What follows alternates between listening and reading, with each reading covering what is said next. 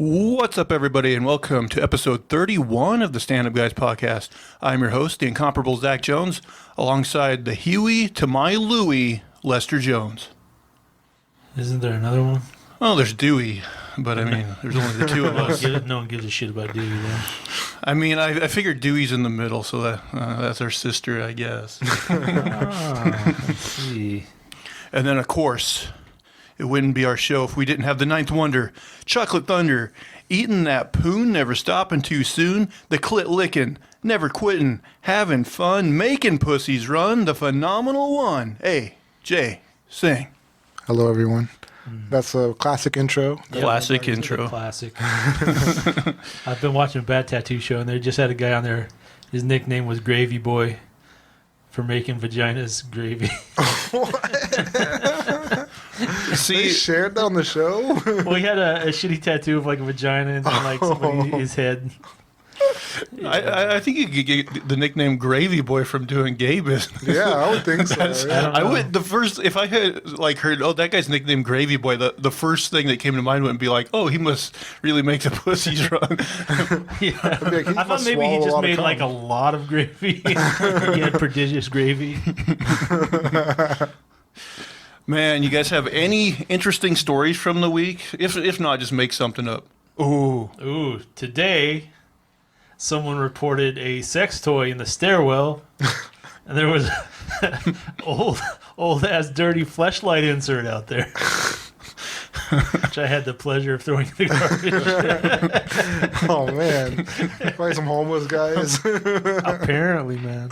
It's like I figure like if you're carrying a backpack around, you've got a few like possessions, and I would think that wouldn't be one of them. Yeah. Like be like, I'm gonna save myself the weight. I'll just jerk off the old-fashioned way. Yeah. Carry around this dirty-ass fucking fleshlight. No, he's a connoisseur, man.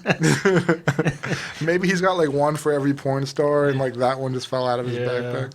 You think he was out begging at the porn store? Yeah. And just needed fleshlights. If I can just complete my collection. Do you think there could be a market if we could make like a cheap single-use fleshlight? Like a one-time use? Yeah. One-timer. To sell like 200 in a disposable box. The box is the fleshlight you save on packaging. There's just like a big bin of them at Walmart. In Australia, they keep getting stolen. Oh man! So what do you guys watch anything good this week? Any recommendations? When you talked about if we saw anything interesting this week, I did see a fight at Walmart. Ooh, okay. Yeah, tell us about this. It wasn't a physical altercation, but it was like yelling and screaming, and this lady and this guy were getting into it. And it was when our power was out, and we were looking for like a grill. You found some entertainment. Yeah, and so this guy. Wow, this is what getting out of the house is like. I know, this is what's going on out here. Like, we saw this guy was wearing his mask like only over his mouth, and this lady was like going at him. She was like, "You're a moron. You're this. You're that." She was just tearing him a new one. Nice. And he was like, "You're a moron," and this and that. But like, she was just very passionate. But yeah, my dad didn't know anything about it. He was like, "What? There was a fight back there?" I'm like, "Yeah, she's yelling at that guy." I think your dad is selectively deaf. Yeah, he lives in his own world. He can tune out people yelling at him. Yeah. But yeah, that I don't know if I saw anything good this weekend. Yeah, not really. Man, I saw this video online a couple weeks ago, and it was basically this guy took a mask and he he must have been a good artist, but he made it so that when he put the mask on, it looked like he was wearing a mask under his nose. Right, I think they Yeah, I saw that. And I'm just like, what? It's so much effort to go through to be an asshole. To just fuck with people. Yeah. I'm like, fuck this guy. Some people just got to stir the shit, man. Any TV shows or anything? I didn't watch a lot of TV this week. I've been reading Nosferatu by Joe Hill. Is Stephen King's son. It's been pretty good. It's been a little while since I read a book, so it's kind of nice to break the... What's like the basic plot of it? Basic plot is like there's certain people in the world with kind of like this power to like almost like daydream themselves into like an alternate universe. And so one of these guys is basically he's a serial killer, and he's the vampire prototype. So what? He actually travels to this alternate universe, and right, so he can travel to this place, and it's called Christmas Land, and basically, kind of like he has a guy who lures kids there. But the guy's stupid, so he's kind of there under false pretenses. Like, he thinks he's saving kids, and he's bringing them to this special land, and this guy's, like, preying on them. oh, Is he killing him or what? I mean, that's a presumption. It hasn't really gotten into the specifics. But, yeah, like, somehow when he, like, takes the kids into the other land, they kind of turn into, like, monsters themselves. So, yeah. Now I noticed the book cover. It like spells Nosferatu out in like a license plate. Right, that's his license plate. I was like, is there a car involved? Right, so each of these like people with special abilities, they generally have like some way of connecting with this other world. So he has this car, and he can kind of like drive into basically other worlds or whatever. There's a girl with a bike who's the kind of the main character that's going to be fighting him, and she can kind of get through with her bike. There's another kind of like psychic weird lady who kind of can tap into psychic predictions and stuff using Scrabble tiles. So they all have kind of their like gimmicks to kind of tap into this other reality. Yeah, the only thing I've read by Joe Hill is that Lock and Key comic book series. Right, he did Lock and Key, which is really good, great comic, and of course a Netflix show now. Super fun horror story. Yeah. I've only seen the Netflix show. I like that though. It was pretty good. Was it anything like the books? Oh yeah, It was lot like like they're trying to stretch it out. It feels like in the series a little bit, but yeah, no, it's pretty good. there's certainly differences, but yeah, the comic is really, really good. Yeah, I'm definitely thinking about getting into WandaVision. By the way, are there any new episodes you guys? All right, we were thinking about talking about that, right? Oh, Yeah, Like, once I it's all, I haven't figure once it's all done, but there's 2 more episodes left, so there'll be another episode this Friday, and then the last one the Friday after. So I figure, yeah. Right, I 2 was caught shows up from to now. like a week or 2 ago. There's probably 1 or 2 out since. So there's been, I think, 7 episodes altogether. Right. Okay. Yeah, I'll start watching it. So yeah, maybe we can when that one finishes, we'll do a little review. Yeah, definitely. What about you, AJ? You been watching anything this week? I went back and watched John Wick again. Man, you're really I into the know. John I Wick. got Like like a John Wick. huge boner for that movie. But yeah, I don't know. Just the old favorite. I've Yeah. been watching a lot of like YouTube, watching comics explained and stuff like that. I've definitely gone through phases like that where I watch the same movies like a lot.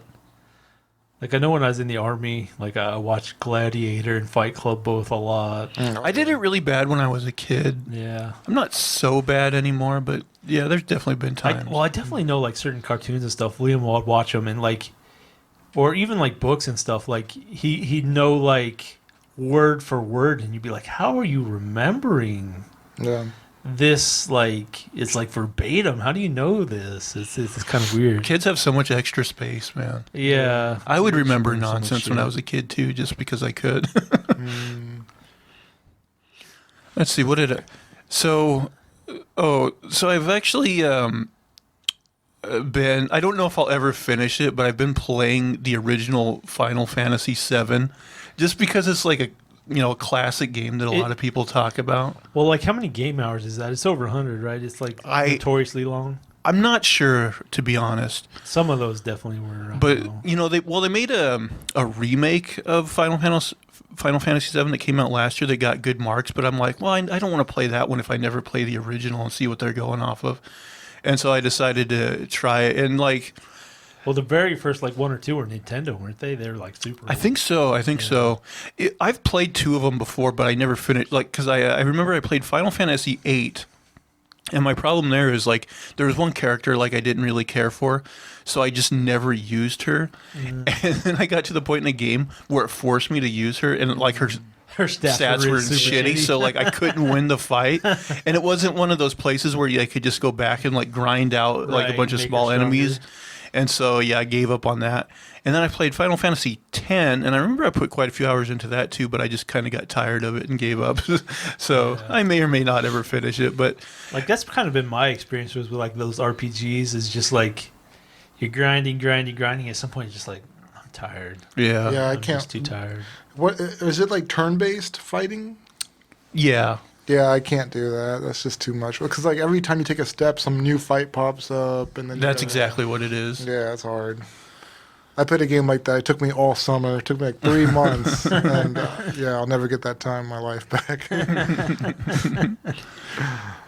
And then let's see. And then I started. I started season 3 of Killing Eve on Hulu. It seems like I watched part of the first season. I never got into it far enough to. It's kind of a weird show. Like the main character is kind of like psychotic, right? Yeah, yeah. So like the basic premise is like there's this kind of Black Widow type character, this Russian assassin lady who was like, trained as a child or since she was young to be an assassin, and she's kind of like a sociopath. And then Sandra Oh plays this, MI6 type character that's like going after her.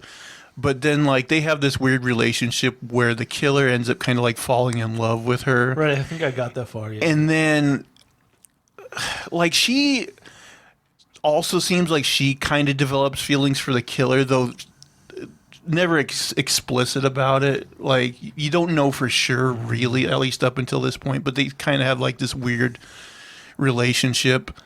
My only thing is like the killer lady's like almost like irredeemably shitty. Like, Right. Like I love Breaking Bad, and like even though by the end of the show, like He's Walter very bad, White's a yeah. piece of shit, like you still kind of root for him. Whereas both of these characters are kind of unlikable in their own way to a point where I'm like, I don't know if I really like these characters. Yeah, I think that's a tricky line where like, because you do still have to root for the bad guy, even. Yeah. But I'll stick with it. But anyway, that's our rambling preamble of the show, I guess. So we'll get into things. As tradition dictates, AJ, we'll start with you. All right. Man treats unlocked cars as his personal toilet. This happens in Detroit, Michigan, a place where I was born. Someone in Detroit, Michigan is a party pooper in a literal sense. Cops in the suburb of Warren, that's the exact suburb I was born in. I didn't know you were born in there. Yeah. Searching for a man who they believe has been pinching coils in unlocked cars at 2 separate auto body shops. Authorities told Fox 2 Detroit that a man pooped in unlocked cars at Mr. Friendly Auto Service and Twin Tire Service. The first incident happened in November 2020 when the manager of Mr. Friendly discovered someone had used a customer's car as a toilet. Surveillance footage from the shop showed a man grabbing sanitary napkins before opening the door of a van and defecating inside. The suspect reportedly returned in January but did not relieve himself of any waste material. Fox 2 Detroit reported the man allegedly struck again on February 3rd, this time at Twins, where a worker found a frozen poop inside a van that they were repairing. The employee was able to shovel out the frozen feces. Security video managed to catch the license plate of a suspect vehicle. Warren police are investigating. It's a crappy job, but someone's got to do it. Cops don't follow up on any of that. No, shit. none of that. I want to Like, turn yeah, this. let me turn in a report. Have a nice day. I want to turn this into a detective show. It sounds like an inside job. We're going to catch the mad pooper. I'd be looking for like people who are employees at both places at some point in time. Yeah. I'd be like, yeah, we're gonna nail this motherfucker. I would love that, like a detective, and there's like multiple suspects, and he's like hunting down the pooper. Like Night and Day. Like that movie we watched, what was it? That with Denzel? Oh yeah, the little things. The little things. Gotta catch this son of a bitch. You see all the peanuts in there? He's trying to say we're nuts. I think he's calling us corny too, sir. Not sure what the blood means. All right, should we go manifesto round 1? Okay, so there's a man in Ohio, and for Lent, he gives up everything but beer. Oh yeah, he Damn it, only drinks this was beer. literally going to be my first I story. saw this. Oh, I beat But you go to on, it. yeah. But yeah, Dell Hall from Cincinnati. This is his 3rd year doing it. I guess Lent is 46 days. I don't know a ton about Lent. I know people give up stuff for Lent, but and he says basically he loses 40 to 50 pounds every year. And I read that. just do Yeah, beer. 40 to 50 pounds. That seems like an insane amount. that's incredible. But I guess if you're What? just taking in liquids, but I mean, still. I know when I've water fasted, I'd lose like a pound a day. So that sounds in the ballpark. And he says he's only drinking like maybe 3 or 4 beers a day. But beer has a lot more, calories than It does have water. more. So you wouldn't think He's you'd still got to be calorie restricted. Yeah. But you figure, what, maybe 200 Like pounds say of beer? 200 calories. Yeah, so he's probably like maybe 600 to 800 calories a day. So he's still in the calorie restriction phase. Yeah. But yeah, 40, 50 pounds, it does sound maybe a little high, but yeah.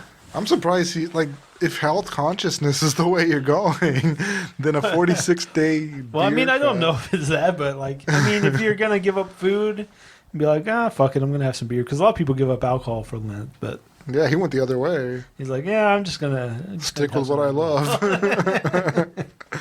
If you had to give up either solid food or jerking off for 46 days, what would you pick? Jerking off.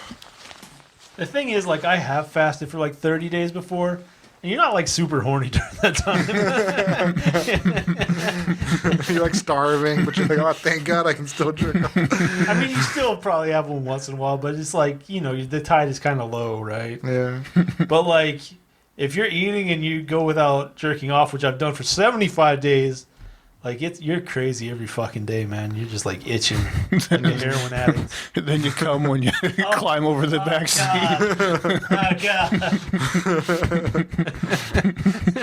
Worst. So I just say the fasting would be the easier. At least you lose weight. And you lose weight. Yeah. Was that it on that one? Yeah. Nothing super. Let's see here. Couple drove to Dartmoor to take part in coldest ever sex. The pair were caught having sex in a car on Dartmoor at 2 a.m. on the coldest night for 26 years. Despite it being 3 Celsius outside, this is obviously a UK article. I don't know what the I'm conversion American. is, so What's what the fuck?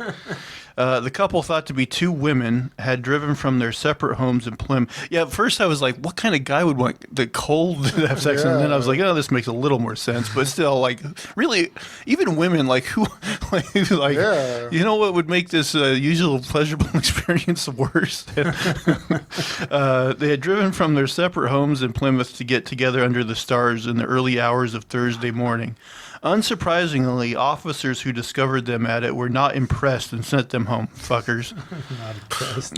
Tavistock police tweeted at 2 Man, they rate timely. Okay, 2:17 a.m. that such behavior was in breach of a number of COVID rules. They said fornicating under the stars on the moors may seem like this year's latest rom-com, but You violated Ordinance 32.5, screwing under a balmy night. it's got to be Ordinance 69, right? But it is not an essential journey and certainly breaks social distancing guidelines. I mean, who cares if they're a couple? Yeah. Please continue to abide by COVID-19 legislation to help prevent the spread of COVID. So that's when we beat them with our fucking batons per sanction. We're worried about you. Locals said the car park near Yelverton is a known dogging spot. What? I've never heard that. That's what they call it. I don't know these English words. And police have taken to regularly patrolling the area looking for people I bet they do. out breaking their rules. Videotaping. One told Mail Online, the police regularly patrol car parks and other remote spots around Dartmoor because they know that more often than not, doggers will be out breaking the rules. Toggers. And that is what happened. Doggy style sex is also illegal. And that is what happened last night, apparently. The officers wandered over to the car with the windows steamed up and caught the women at it. Man, if the vans are rocking, don't come a knocking. It's 3 degrees out, and this guy's like, those windows are all fogged up. They're really cracking down on these horny people. Is there no crime in the UK? Right? They don't have anything fucking better they could be doing. Yeah. They were told in no uncertain terms to go home, which they did straight away. It's now thought the women could face a fine for breaching the lockdown. I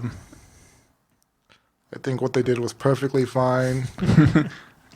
More women should have sex in public. Yeah, they should. And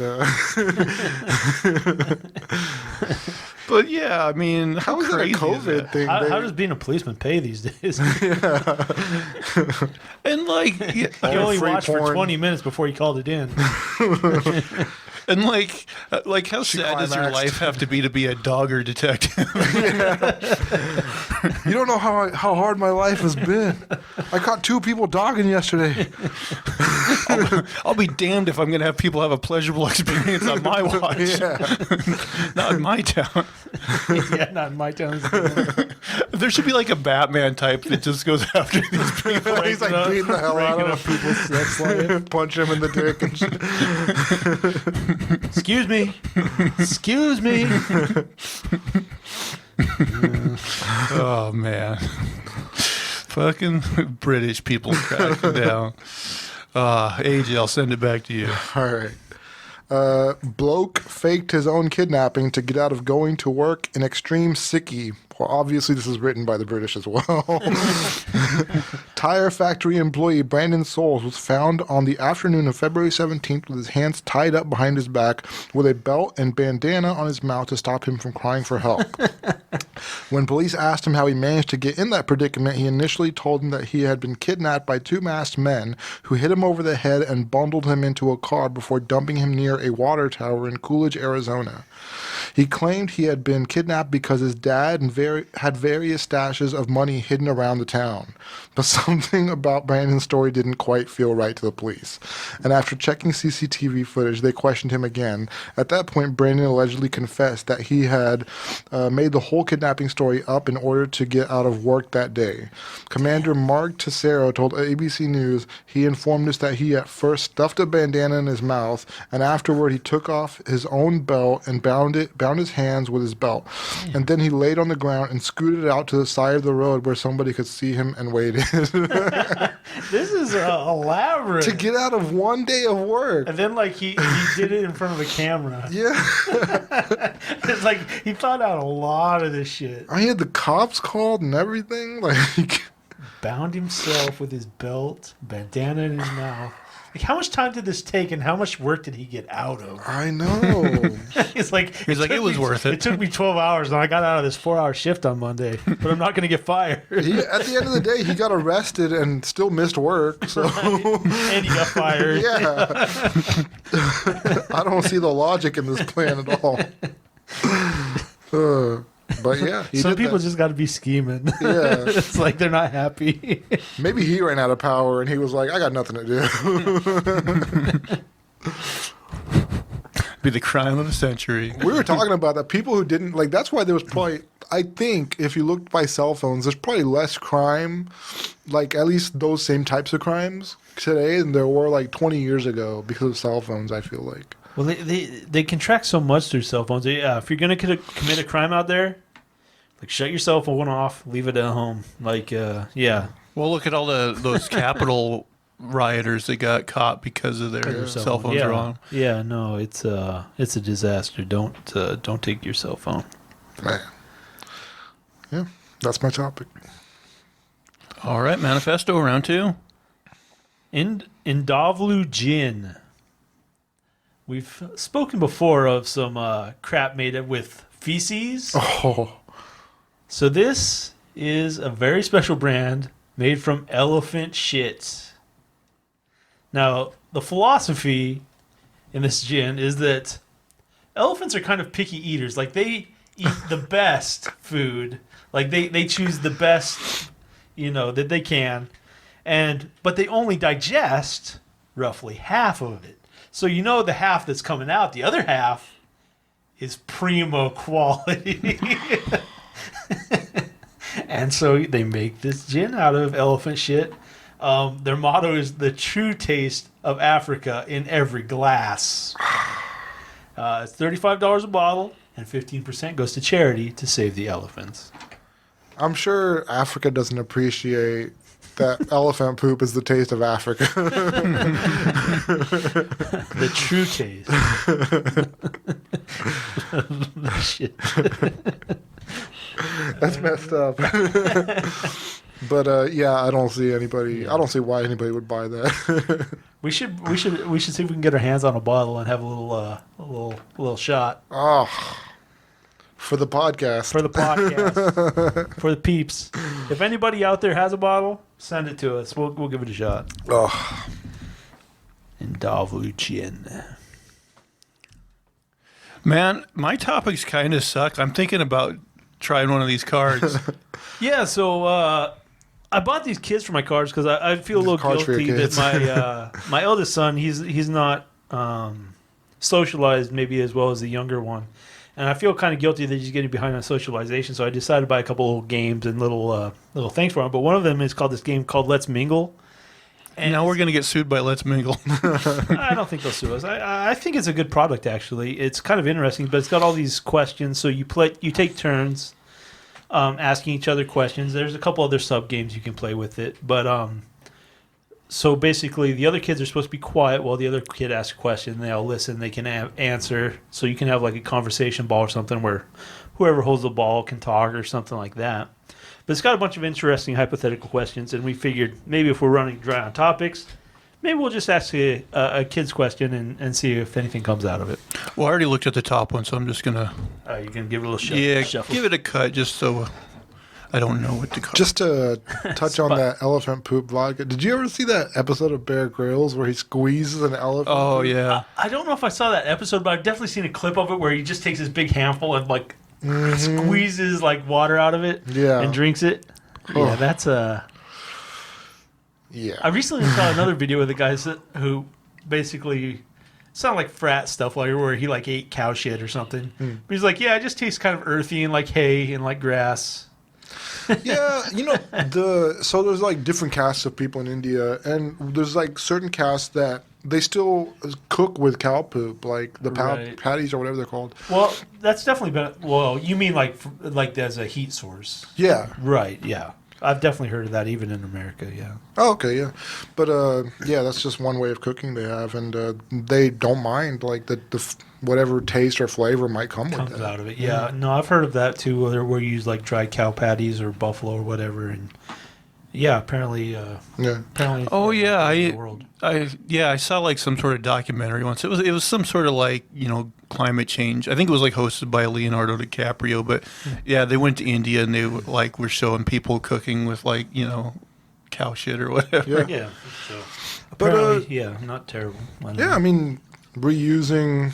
I mean, I assume you get some smoky flavors, but if it's mostly like grass and hay, probably whatever. Yeah. You get the same flavors you get by using grass or hay to cook it, I guess. I don't know. Like, I don't see myself ever being able to do that, but, the fact that people do that and they, are recycling something and reusing it, it's pretty cool. Yeah, cooking and even just for heat, like, just burning them. Yeah. Yeah.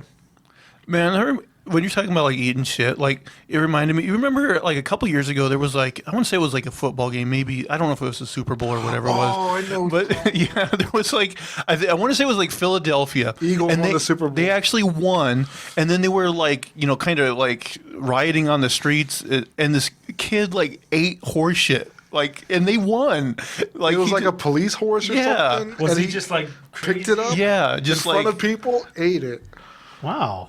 I'm going to have to look up that clip. That's how you celebrate victory. You eat shit. Yeah. I mean, what? We did it, y'all. That's like a state of mind that's just insane. Like, there's fecal matter. You are in a state of mind. Yeah. Man, I envy whatever state of mind that guy was in right there. Pure euphoria. I don't think I would say I envy it. Like, can you imagine just being so, like, ecstatic? You're just like, give me that shit. And afterward, he didn't even, like, throw up or anything. He was just like, yeah, Like whatever. It's crazy. Well, should we see if we can answer this question designed for children? All right, let's see if we can outsmart this children's question. Oh, what's your dream vacation? I'd like to go to Italy, the countryside, eat all the delicious foods and stuff. I've been to Rome. I haven't been out in the countryside. I just kind of like to do something like out in the country, like New Zealand or something. Actually, I'd like to like swim it or like scuba the barrier reef. That just sounds like a sweet one. I definitely want to go somewhere where they speak English. He's like, I'd like to go over to Nevada. No, I'm thinking England. New Zealand might be okay, but like at the same time, like New Zealand, Australia, they got like some fucking creepy crawlies, man. No, New Zealand, I thought had like. Does it have creepy crawlers like snakes? They don't have any snakes. They don't have. Those. They don't have snakes there. I don't know. They got to. No, I'm pretty sure they don't. I'm. I'm gonna look it up. Yeah, I really don't know. But yeah, and then I mean there are parts of Europe like where it seems like they're so touristy that like you can get away with, Not speaking the language. yeah, because you've been to like you. Yeah, you're like I saying said, you've been- around Rome or Paris, basically, you go in a food shop, you point at what you want, and, you got some euros, you'll be fine. and a lot of European countries, the people speak English as a second language. A lot of people do speak English. I heard in France they're kind of dicks to you though. Well, that's part of their culture. Like in Italy, they're better about it if you speak English. Yeah, I don't know if I met a ton of people that were just super fluent, but like I got by. I didn't have any serious issues. Yeah. Now you spent a year in England. Like, do you think that's a good vacation spot? I mean, I had so much fun in England because I was in college and I had a good set of friends and You're like drinking. it was just party and fun and I don't know, just having a really close set of friends was a great experience. And so yeah, I mean I think it's definitely be interesting to visit. There's a lot to do. There's a lot to see. All right, AJ, I'll send it back to you. All right. There are no snakes over there, but they do have a couple of venomous spiders. Okay. So not too bad. Not the end of the world. We got a couple venomous spiders, so. Yeah, I wish I had the picture. I got bit by a spider back home, just like maybe the year before I came up here, so a couple years ago. And like I got this really gnarly knot on my back. Like Yeah. Mom took a picture of it. I don't know if she saved it, but it was a pretty gnarly spider bite. It could have been a brown recluse. It could have been. Yeah. Yeah. Yeah, we do have those there. Yeah, I had one in North Carolina that kind of got maybe like that big and like squished out like a bunch of pus out of it. It was kind of nasty. Mine took a long time to like go all the way down too. All right, your topic. All right, this is my favorite topic, so I'm going to go with this. Salt truck driver leads police on slow speed pursuit. A salt truck led police on a slow speed chase in the city of Cincinnati. The truck dumped its salt all over the police cruisers that pursued it. The incident began around 11:45 p.m. last Thursday in Reading, Ohio. According to an affidavit, the Reading police officer actually pulled a different vehicle over on Reading Road near Sunnybrook Drive. The officers were out of their vehicles and taking someone into custody when they suddenly heard the sound of an engine accelerating. That's when they saw the city of Cincinnati salt truck barreling towards them. The truck in question was only feet away from me and entering into our lane of travel. During this time, the truck could still be heard accelerating. I had to jump back to avoid being struck by the truck in question, reads the affidavit signed by the officer. As the truck passed, it flung salt onto the officers and the man being taken into custody because the truck had its Salty salt much. spreader on. The officials began to chase the salt truck. They activated their overhead lights and ordered the truck to pull over. The truck didn't stop, but yet made a U-turn and continued to flee from the police. The truck driver even raised the bed of its truck to dump salt on the police cruisers that were pursuing him. After the truck then got onto the northbound Interstate 75, then onto eastbound 126. The truck exited going south onto Reading Road, then headed back to its original location. Officers again approached the salt truck before it turned its salt spreaders on and again threw salt on the cruisers and other passing cars. Eventually, the pursuit, which lasted about 30 minutes, ended near the intersection of Winton Road and Oakfield Avenue. The truck driver has been identified as Omar Armstrong, 36. Armstrong is facing a series of charges including reckless operation of a motor vehicle and failure to comply with officers. Armstrong is being held at Hamilton County Jail. I just thought that was a hilarious story, though. There's no way you're not going to get caught because you're a public employee. You're going like 2 miles an hour. Yeah, it's like, what's the point even? Yeah. But I just love the pettiness of this guy. He was like, first I'm going to try to hit them. I'm going to pour salt on them, and then I'm going to run away. And he kept pouring salt on them the whole way. It's silly. But yeah, that's my story. All right, manifesto, round 3. All right, we got a company in Seattle, Washington called Recompose. It's the first U.S. company that turns human bodies into compost. Okay. Yeah, I'm down with that. Like, if you're up for it, Yeah, basically, they turn you into compost, and if your family wants you, they can like take you and plant something in you, or they can donate you to like one of these like reforesting projects or something. Okay. But yeah, apparently it's a company. They're up and running. So if you want to be turned into compost, Do they charge you for that, or is it like something they get?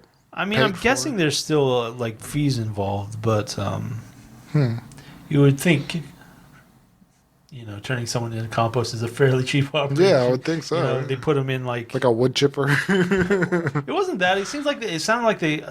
I didn't write it down. They put them in a tub with some wood chips and some other products, and basically, they let the microorganisms break down your body, and then when you're ready, yeah, they said you make about a cubic yard of compost.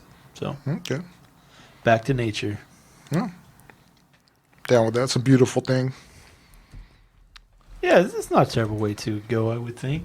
Make life from life. Eventually, you're going to go back anyway, so why be buried in a freaking box or something? Like, yeah, just go straight back to the soil. Yeah. There was I thought I had the story on here, but apparently I didn't. But the gist of it is this guy, like, he had an uncle who died, like, in the 90s in a car wreck.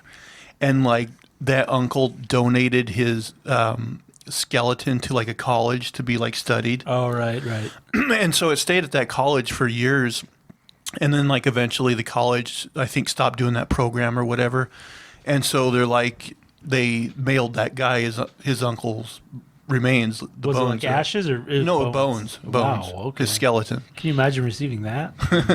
Well, I think they gave him a heads up. They didn't just put Hey, if you get a package in the mail, like just so you know. But what he did with it, which is cool, is he's a guitarist in a band. Oh, I heard about And that. he made a guitar out of his uncle's bones. I heard that one, and like it might be a prank, but I'm not sure. Oh, really? Like he was supposed to be like a heavy metal or something, I think so. and like he had like the rib cage and stuff. He made Yeah, a guitar. yeah. So there's a possibility that's tied to like somebody who's known for like intricate like pranking news stories. Oh. Okay, maybe. Possibly. Maybe. So it may or may not be true, but Oh, okay, maybe it's horseshit. yeah, interesting. But I thought I'd story. bring it I up. saw that story. Yeah. Okay, this story's a bit long, but I thought it was, kind of interesting. The curious case of the missing color blue. There are some universal truths in life. Water is wet, puppies are adorable, the sky is blue, etc.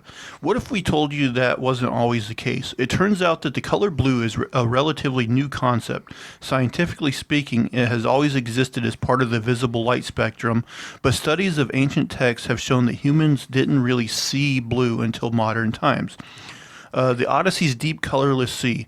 One of the first people to realize blue's lateness to the party was William Gladstone, the same William Gladstone that served as British Prime Minister 4 times in the late 1800s. Prior to his days in politics, however, he was a scholar obsessed with Homer's Odyssey, an epic poem written in the 8th century BC that follows the Greek hero Odysseus on his journey home after the fall of Troy. During one of Gladstone's many readings of the story, he noticed something peculiar. The color blue is never used. Now, this wasn't for a lack of colorful writing on Homer's part. Between both the Iliad and the Odyssey, black appears 170 times, white about 100, red just 13 times, and yellow and green less than 10 times each. But blue, not once. Which is wild to think about when you consider that most of Odysseus' journey takes place at sea, a notoriously blue place. At first, Gladstone thought perhaps Homer was colorblind, but when other classic Greek stories had the same anomaly, he hypothesized that maybe all Greeks were colorblind and eventually evolved to see color. This wasn't the case either. A decade after Gladstone's theorizing, a man named Lazarus Geiger, man, there's a name, came along. Geiger was a philologist, I don't know what that is, or someone who studies ancient texts. Well, there you go. He found that the Greeks weren't the only ones without the color blue. Old Icelandic stories, ancient Chinese sagas, and even the original Hebrew Bible were all missing blue. Geiger dug deeper and noted that colors show up in the same order in almost every language. First you get black and white, then red, next is either yellow or green, and then bringing up the rear is blue. Looking back at our color count of Homer's epic poems, his usage falls perfectly in line with this order. So what gives? It appears that in the earlier stages of language, the division between colors was much broader, meaning Homer's description of a wine-dark sea rams with dark violet wool and green honey weren't just creative liberties. Those words simply encompassed a lot more colors than what we're used to today. In fact, this even happens today in modern languages. For example, Russian does not have a single term for the color blue. Instead, what English speakers consider different shades of the same color, dark blue and light blue, are two totally separate colors in Russian. Sini and Galuboy. For native Russian speakers, the difference between dark and light blue is just a stark difference as blue and green is for English speakers. It goes on, but that's kind of the gist of it. Yeah, it's kind of interesting. I mean, there's a billion colors you could name, but the fact that they're missing in so many that they don't have an equivalent is pretty interesting. Yeah, I just don't know how much I believe in something just because it's omitted from, like. Well, this is kind of like a math thing. Gosh, I don't even remember all the math on this, but there's a certain theory that it's not even a theory, it's like a statistical evaluation that a certain number a word will exist a certain number of times and the next popular word exists almost a certain proportion next to that down it's very each thing it comes next and it's to the point even that they're if you say, oh, this is the we have 100,000 word text, this is the X the most used word, they'd be oh, it was used 54 times, and you're it's almost exact. It's very a strange thing that pops up in language. But the gold or blue is never used is kind of, I don't know, it strikes me as interesting. I know blue's not a common color in nature, but the water, Well, kind of if you consider the ocean and the sky. That's a lot of blue. They're using. He used some wine color, and he used some honey green. Yeah. Yeah. To describe. Yeah. I mean, I'm sure they had words that probably filled in those gaps, or they had the spectrum labeled a little differently than we do today. But yeah, it's kind of strange. All right, AJ, I'll send it back to you. All right. Got one from Mars here. Bizarre CIA documents from 1984 suggest very large people were seen on Mars. A declassified Central Intelligence Agency document suggesting that the U.S. may have observed ancient life on Mars 37 years ago is going viral on TikTok. NASA made history yesterday, February 18th, when its Perseverance rover finally touched down on the red planet to start its mission of scanning for ancient life. But according to a bonkers document uncovered by the Black Vault and simply titled Mars Exploration May 22nd, 1984, the CIA has already found it. It centers around a subject that supposedly used something called astral projection to observe ancient life on the red planet. That basically means someone was able to intentionally have an out-of-body experience in order to witness a specific point in time.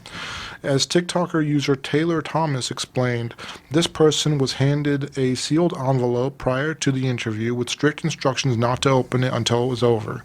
It read, "The planet Mars, time of interest approximately 1 million years BC." The subject was then given geographic coordinates, which, coupled with the sealed envelope, was used as the method of site acquisition. The subject claimed to see an oblique view of a pyramid or pyramid form, then asked by the interviewer to move in time to the time indicated in the envelope. The subject apparently witnessed life forms. I'm seeing, it's like a perception of a shadow of people, very tall, thin, it's only a shadow, they said. It's as if they were there and not anymore. They were told to go back to a period of time where they were there, and the subject then reported seeing very large people. They appear tall and thin, and they're very large, wearing some kind of strange clothes. But then it's just users talking about, if I was a CIA. But I mean, what a the methodology of the CIA at the time, 37 years ago, to be like, I don't know who this person was or why they thought they would have the answers, but to try astral projection to figure out what happened on Mars. Well, it does seem like at some point, like the CIA was very open to like ghosts and stuff. Anything that could be possible, and they did some like weird shit. Yeah. Like, wasn't that Mind Control movie, the Staring at Goats or whatever that movie was?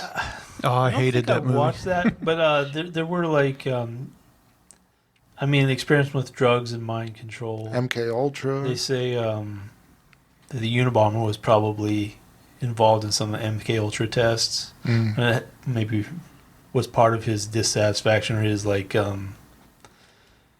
kind of rebellious towards the system. So. Yeah, I just thought that was really weird. Like having somebody tell you what they see in their mind on Mars and going based off of that, Right. Yeah, kind of silly. Yeah. But yeah, that's a method the CIA used. So speaking of alternate life, so they drilled a borehole into the Antarctic ice, and then they kind of went down to the seafloor, and they found a bunch of new species of sea sponges and barnacles. And basically, they live without any light, and so they really didn't think anything was going to be alive down there. And they're kind of speculating that they get their energy from chemical reactions involving oxygen and hydrogen sulfide gas that comes from the crust of the Earth. So I don't know. That's kind of an interesting little science blip there. Yeah, I read about that too. There's not supposed to be life over there, but right, they weren't really expecting anything, and then. They kind of think that kind of opens up the spectrum to the places in the universe where life could exist. So, oh yeah, I think I saw something about that too. So it's kind of an interesting story. Yeah, I saw a documentary about extremophiles, life forms that can live in extreme environments. Right. And it kind of ties to this other documentary I saw about how life may have originated outside of our solar or somewhere out there in the solar system. Yeah, they still there's a lot of debate in that area. Yeah, so if you can find life that lives in extreme conditions on Earth, and it really did spread from this other thing in the solar system, then there might be life in other places. Yeah, there could. Yeah, I think it's definitely possible. Yeah. That is just amazing how life can live in some of the most unique circumstances. Yeah. Like in the deserts, in the cold waters, in the dark. Yeah, the cold, dark. Also, the seafloor, the ocean vent ones. You have the fish and the crabs that live in those A lot vents. of life there, yeah. Yeah, super abundant. And teeming with life. And it's they're on fire on one side and they're freezing on the other side. Yeah, that's interesting. Wouldn't it be crazy, let's say, let's say we could see a planet in our solar system but far away, and we could actually see that there were people on there, but before we had any space travel at all invented, you can absolutely know there's another civilization out there, but you can't reach it. Oh, that would be... if you saw radio waves or something, if they were advanced, that's probably what you would see, but that would kill me. I'd be we can't talk to them? They're right there. I'd be so curious. You could send them radio waves, but then you'd have to wait to see if they responded or not. Yeah. What if you could like get their TV signals? That'd be cool. I've thought about that. Like, can you imagine like if there's some alien civilization watching like I Love Lucy right now? Yeah. But I think they say that like our signals, like we put them out, but they dissipate. degrade, Yeah. Mm. Yeah, there's certain types they theorize they could send to another place, but yeah, you get a lot of dissipation over distance. So, But that'd be amazing if we could, if we had a civilization like the planet over or something, like the next planet over. yeah, I mean, if something was as close as Mars, you could have communication. Yeah, that'd be something. I saw an article like the other day that talked about how like how like the core of the Earth is like magnetized or whatever. Right, there's some like Like they basically hypothesized that at one time or another like that like switched, like I don't know what you call it. right, The polarity? like the poles Yeah, have polarity. switched more than once. I don't know how many times, but Yeah, and they called it something I don't remember. But like they were talking about like what could happen to us if that happened again, and I don't know. It's kind of weird. Yeah, it happens every like 20,000 or something years. I'm not yeah, sure. I'm not sure. But I mean, humans have lived through it. Then if it happens, every few thousand years or so. I'm not sure how often it happens. Yeah. Well, here's a story that tells you that I was having trouble finding topics. Owl rescued from inside Oregon public toilet.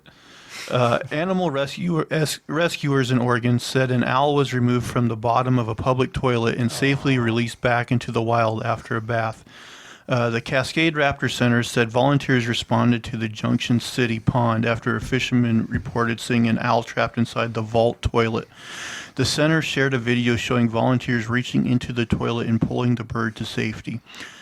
Cascades Raptor Center Executive Director Louise Schimmel said owls sometimes end up trapped inside vault toilets after flying in through unprotected vents. It looks like a very attractive cavity for cavity nesters, Schimmel told KEZI-TV. The owl was cleaned and released back into the wild after being examined for injuries.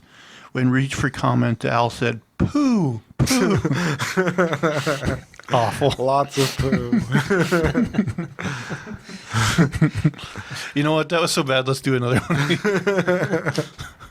Feel bad for that owl. Ooh, what do you think is the greatest invention of all time? Oh, pretty good. That's a good question. I would go with internet. I mean, there's so many. I think the real turn of the Industrial Revolution, someone made a good case that it was the lathe, because you can make so many other things, and kind of how far that brought us into the modern age. So I think that's a good candidate. See, I would.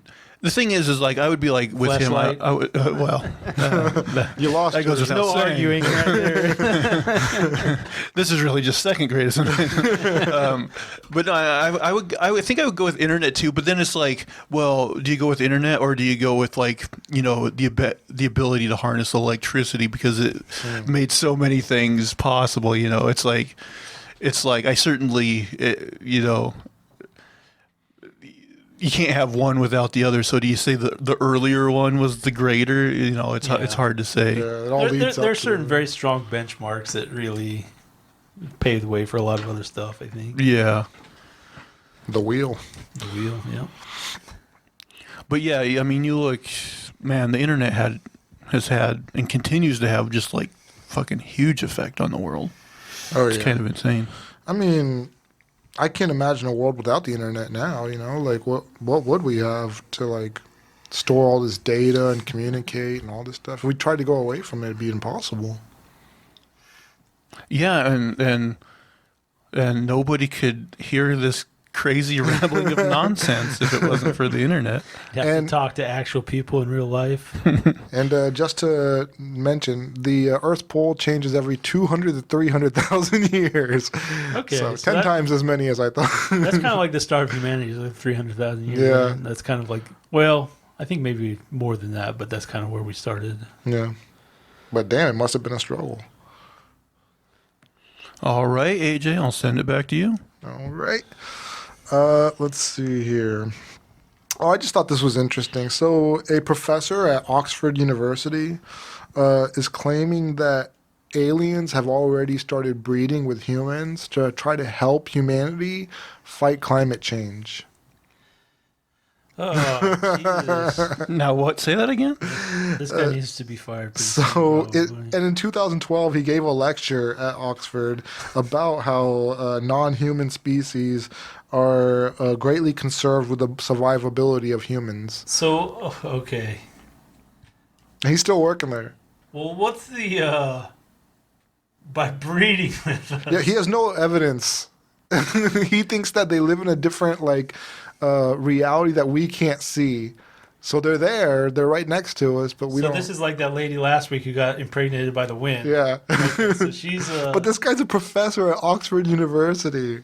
I guess that's something about the state of education. He tried to hold a forum on it, but they declined to have that. Yeah. But yeah, man, he's a leading mind. You sure it wasn't like an honorary honorary degree recipient and like scholar? It wasn't like Bill Clinton or somebody. He says that there's a correlation between abductions and climate change. So wherever you see like abductions happening, you see also the effects of climate change happening in those places.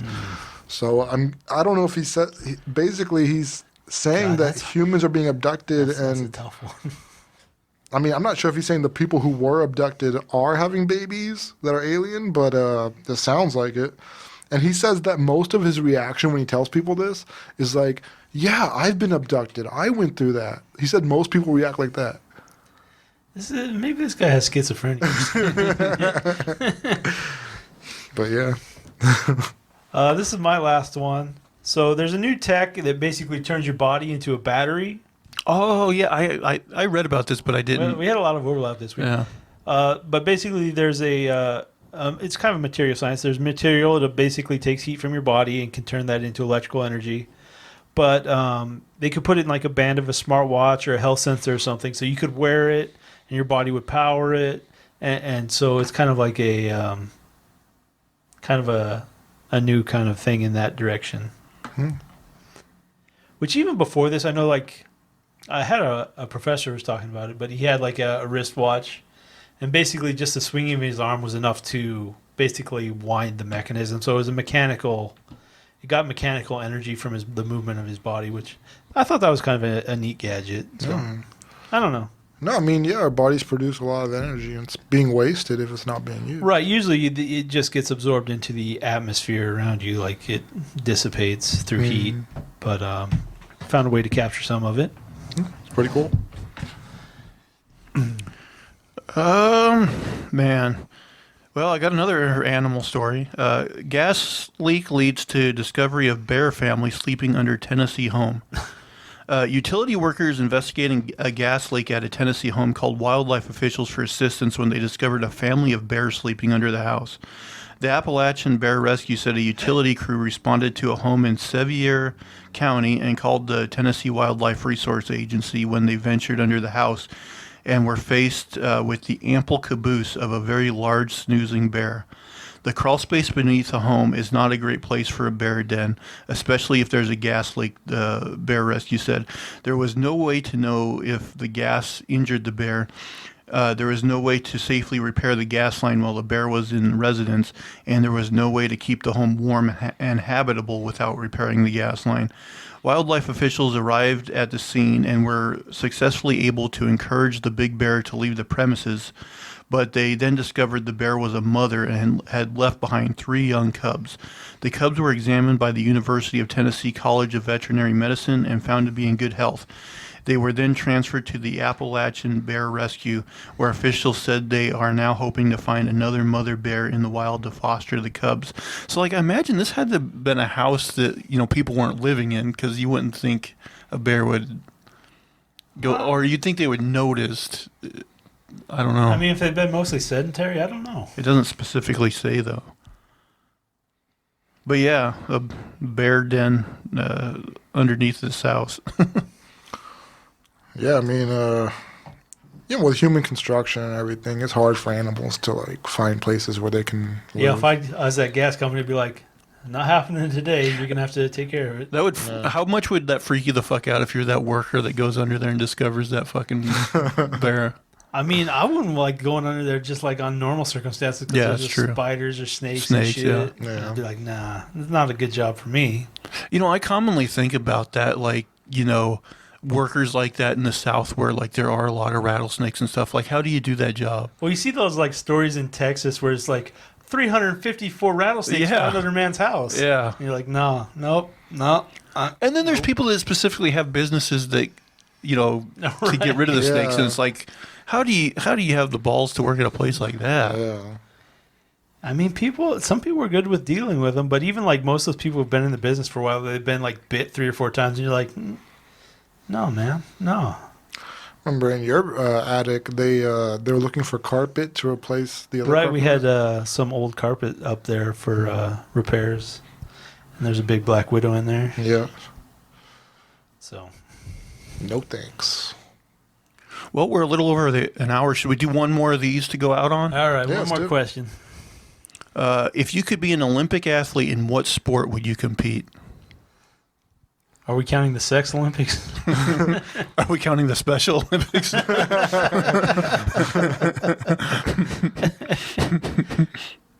Well, if it means that I would be the best at this thing, then I would say running.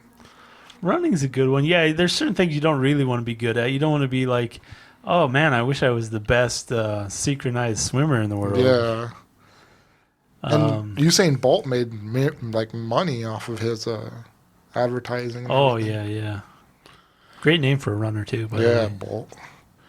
I'm gonna do javelin throw and master that limp-wristed Revenge of the Nerds. Throwing style, limp-wristed throwing style.